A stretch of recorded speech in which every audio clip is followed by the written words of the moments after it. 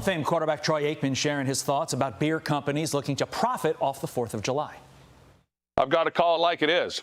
There are a lot of beer brands out there that are trying to cash in on this holiday by slapping an American flag on their package, regardless of whether or not they are truly American. So this July 4th, drink American, whether it's 8 Beer or any other American-owned beer brand. And on behalf of all of us out here, we appreciate your support. Cheers.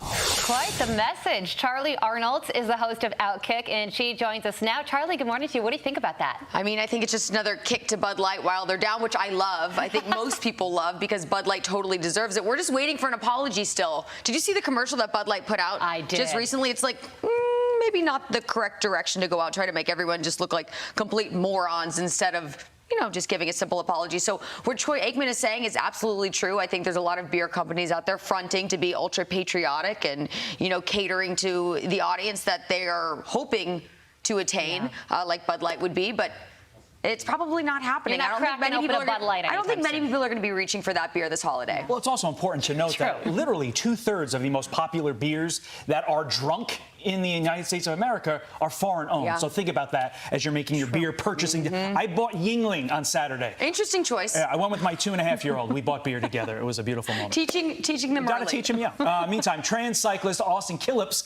claims that transgender athletes are underrepresented. Austin Killips said this: the amount of energy that has gone into building this narrative would lead you to believe that there's this massive number of trans athletes participating in sports and winning all the time, when the reality is that we are statistically underrepresented. So to be clear, he's pointing at that biological men are underrepresented in women's sports. That's so strange, isn't it? Yeah. That there wouldn't be tons of men in women's sports. Huh.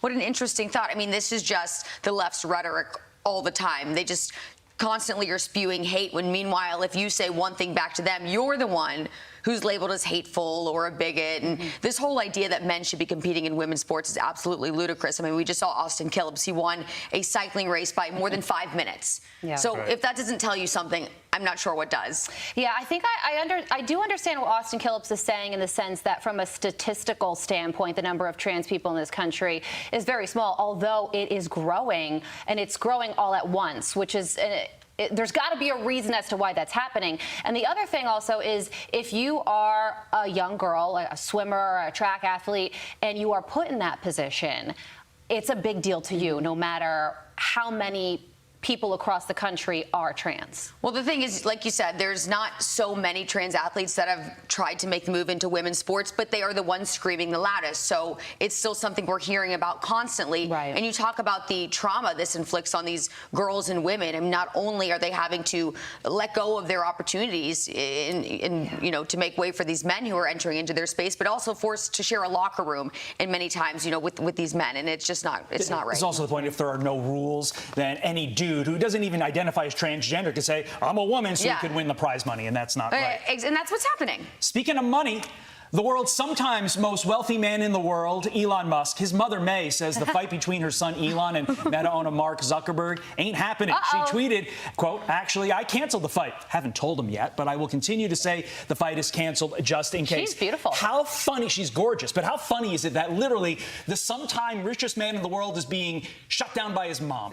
This is a good mom for you, though, right? They don't make moms like this anymore, well, except for you, right, sitting right here. I mean, Mama Musk wants to protect her son. Yeah. And she realizes that Mark Zuckerberg, he's trained in jiu-jitsu, right? He's got some skills underneath his... He does train. He's still Mark Zuckerberg. Do you think this fight... Okay, so do you think this fight's going to happen? I honestly do think it's going to happen. Dana White has said he spoke to both guys. They are totally serious about making it happen. But obviously, it's not about the money. Neither of them need an extra dollar in their bank accounts. This is about bragging rights. And I feel like there should be an extra incentive on the line. Like, maybe you have to be my assistant for the day. Something just funny to add a little bit of flair to this fight. And you have to be my assistant, carry my coffee for the day. I love that idea. We've got literally 5 seconds. Who you got in this fight? I'm taking Elon Musk all day. There we go.